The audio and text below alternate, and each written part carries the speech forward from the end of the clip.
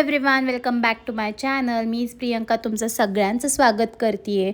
आजचा अगदी दिवस साधा आहे, पण कधी कधी ह्या साधा दिवसच खूप काही शिकून जातो. चला तर मी कालच गावावरून आली आहे आणि आज सकाळ सकाळ मी सगळं घर स्वच्छ केलं आहे. खरं मला खूप स्वच्छता लागते. आपण घर स्वच्छ ठेवतो ना, तसं मनसुद्धा स्वच्छ असलंच पाहिजे, नाही का? जिथं स्वच्छता असते आणि तिथं पॉझिटिव्ह एनर्जीसुद्धा आपोआप येते. तुम्हाला काय वाटतं नक्की मला कमेंट सेक्शनमध्ये सांगा. आज काही स्पेशल मी करणार नाही, अगदी साधं जेवण, वरण भात आणि गावाकडून मी आणलेली सांडगी मिरची. खरं तर आम्ही बसमधून येत होतो तेव्हा एका हॉटेलवरती ही विकायला होती. आम्हाला फार आवडती दोघांनासुद्धा, म्हणून मी आवर्जून 2 पॅकेट घेऊन आले. सो सांडगी मिरची अशी म्हणजे पूर्वी कसं घरात ही बनवली जायची, एक गावाकडची आठवण म्हणा, आजीच्या हातची आठवण म्हणा, पण त्यात पण ना आपलेपणाची भावना असायची. आता आजकाल कोणी करत नाही, तो भाग वेगळा. चला, मला वेळ भेटला तर नक्की मी ते सुद्धा ट्राय करणार आहे करायचं. सो इथं मी सगळ्यात पहिलं वरण भात लावायला घेतला आहे.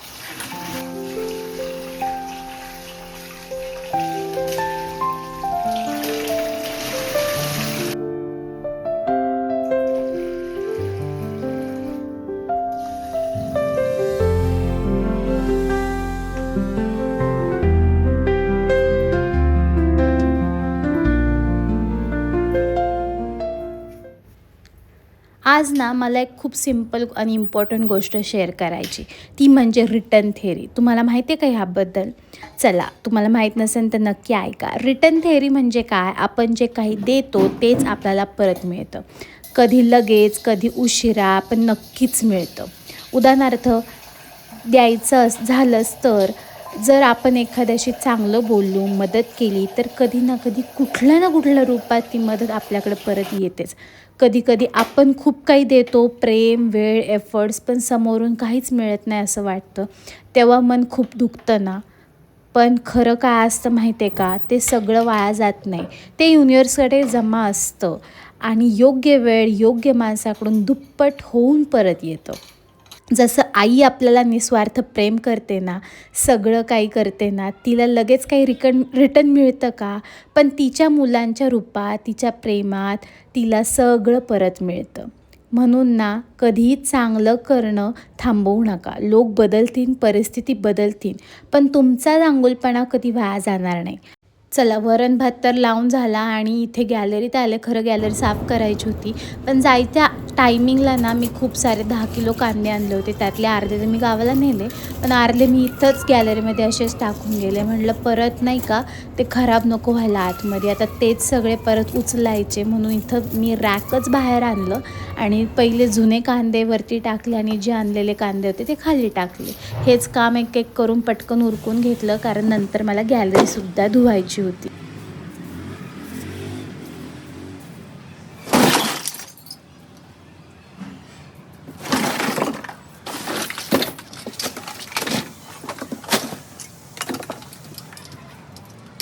बघताय ना कसं कामात काम वाढते. हे असं काहीतरी माझी कामं वाढतच जातात. असो, हे सगळं आवरून घ्यायचंच आहे, कारण हार्दिकची सगळी जी काही खेळणी आहे ती इथेच आहे. त्यांनी काही सगळी काही तिकडे नेलेली नाही आणि मग जागा नसल्या कारणाने मी त्याला गॅलरीतच ठेवलं आहे. जागा नसल्या कारणाने म्हणजे घरात पसारा नको म्हणून. चला, असो, एक एक करून सगळं काही छान गॅलरी धुवून घेतली, झाडांना पाणी दिलं. तेवढीच गॅलरी फ्रेश पण वाटते आणि इथे यावंसं पण वाटतं. नाही तर सगळीकडे अशी धूळ साचते ना, नको नको होतं. मला धूळ अशी साठली ना की मला फार इरिटेट होतं. काय माहिती मला तो OCD का काय, पण मला ती गॅलरी धुतल्याशिवाय चैन पडत नाही.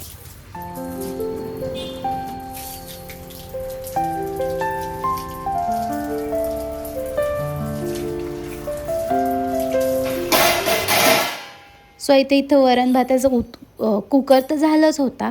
म्हटलं आता वरणसुद्धा फोडणीला घालावं. सो कोण कोण असं करतं, म्हणजे डाळ शिजवतानाच त्यातमध्ये टोमॅटो शिजत घालतं. मी तरी असंच करते, म्हणजे जेणेकरून तो पटकन गळला जातो.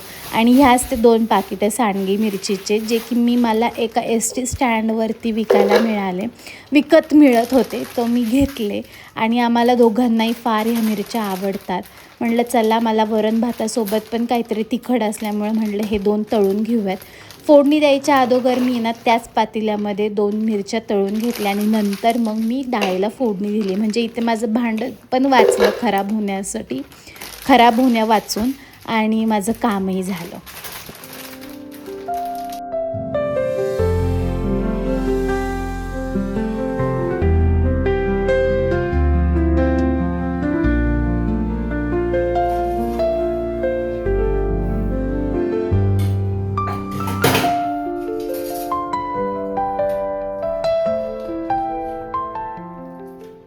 खरं तर ना 2 दिवस झालं यात्रेवरून आल्यानंतर म्हणजे जावळाच्या कार्यक्रमानंतर आल्यानंतर ना पोट खूप अपसेट होतं. म्हणजे खूप हेवी खाल्लं गेलं होतं गावाकडं.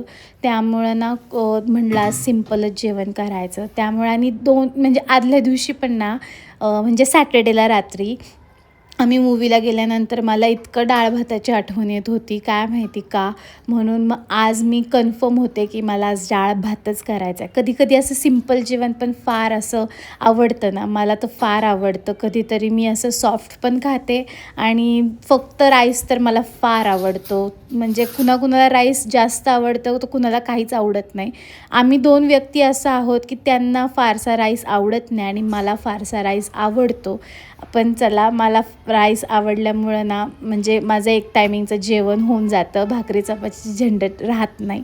चला असो ते जेवण झाल्यानंतर पहिले मशीनचा टर्न झाल्यानंतर मी सगळी मशीनची कपडे सुकत घातली आणि दुसरा टर्नसुद्धा मी लावलं होतं मशीनचा. तीसुद्धा पटापट वाळत घालून घेतली.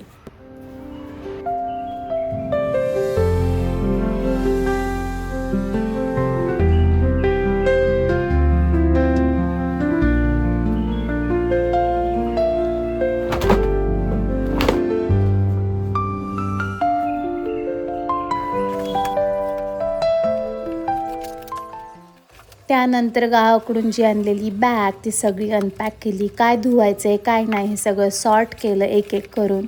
म्हणजे गावाकडून आल्यानंतर इतकासाही पसारा असतो ना घरात, इथं हे पडले, तिथं ते पडले. परत बॅग्स असतात अनपॅकच्या, कपडे धुवायचे असतात.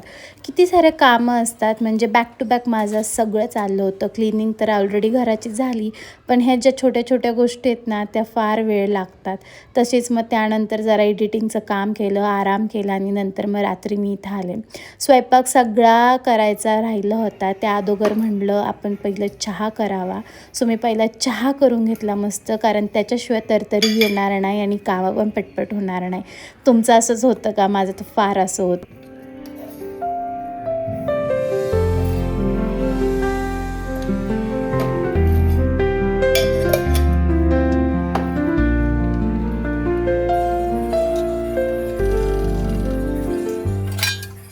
चला चहा उकळस तोपर्यंत आपण काय करायचं, तर एवढी सारी भांडी पडली होती दिसते ना तुम्हाला. सो म्हटलं चला ती पटकन घासून घेऊयात, तोपर्यंत चहासुद्धा उकळून आणि त्यामध्ये नंतर मला निवांत चहाचा एन्जॉयसुद्धा करता येईल. नाहीतर मग हे असं होईल की माय किती भांडी पडली ती आणि मग कधी व्हायची माझं काम. मग त्याच टेन्शन पाहिजे, त्या चहाचासुद्धा एन्जॉय करता येत नाही. चहा घेऊन झाल्यानंतर इथं व्यवस्थित सगळे खोबरं मी असं कापून ठेवते, जेणेकरून मला नंतर इन्स्टंट वाटण करताना हे हाताशी चांगलं पडतं. त्यामुळे एवढं सारं मी खोबरं कापूनच ठेवते.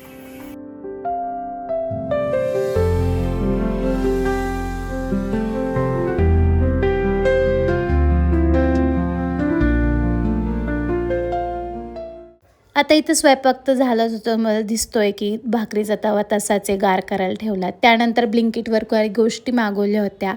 त्या मी इथं आतमध्ये आणल्या. सगळं ज्याच्या ज्याच्या जागेवर धुवून, पुसून फ्रीजमध्ये लावून ठेवलं. सो इथेच ते कोथिंबीर, कढीपत्ता ज्या काही आठवड्याभराच्या गोष्टी लागतात, फुलं, टोमॅटो हे सगळं मी ब्लिंकिटवरून मागवलं होतं.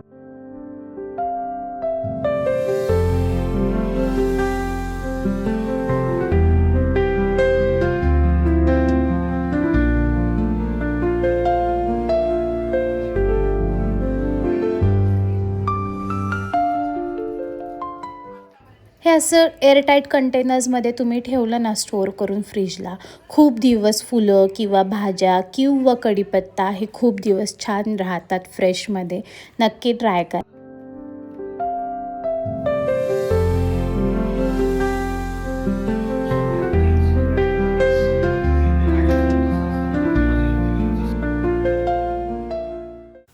त्यानंतर ही गावाकडची जी बॅग होती तीसुद्धा अनपॅक केली. आता हे सामान तुम्ही गावाकडून आणता असा प्रश्न पडला असेल ना? नाही. काय होतं म्हणजे गावाकडं जावळाचा कार्यक्रम होता. मग तिथं आचारी होता जेवण करायला. सो त्याला जे सामान लागतं ते त्यांनी घेतलंच. पण जे उरलेलं सामान असतं ते काय मी फेकून म्हणजे आपण काय फेकून देत नाही. मीच काय कोणीच देत नाही सोडा. मग तेच ज्या सामान उरलेलं होतं ना ते मी सगळं बांधून इकडं आणलं. जेणेकरून ते परत मला म्हणजे यूज होईल किंवा आपण यूज करतोच. सो आता इथं मी सगळं त्या ठिकाणी परत लावलं. जे छोट्या पुड्या होत्या त्या सगळ्या मसाल्याचे डबे होते ते सगळे त्या ठिकाणी ठेवून दिलं. कारण हे नंतर लगेच यूज होईल. जर ते अशाच पुड्या ठेवल्या असत्या किंवा असेच ते पॅकेट्स ठेवले असते ना तर ते असेच जाळी लागून खराब होऊन गेले असते. त्यामुळं मग ज्या त्या गोष्टी त्या जागेवरती गेलेल्याच बऱ्या असतात.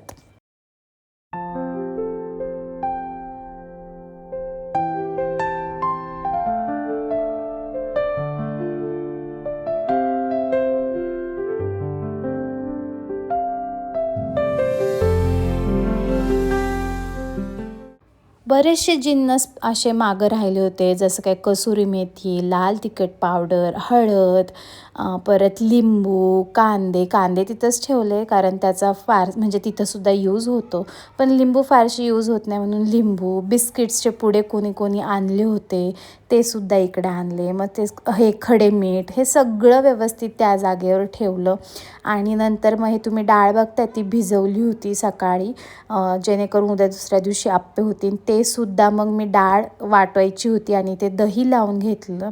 चला तर मग ही छोटी मोठी कामं जी माझी उरली होती ती मी केली आणि मग मी माझ्या पुढच्या म्हणजे झोपायला गेले.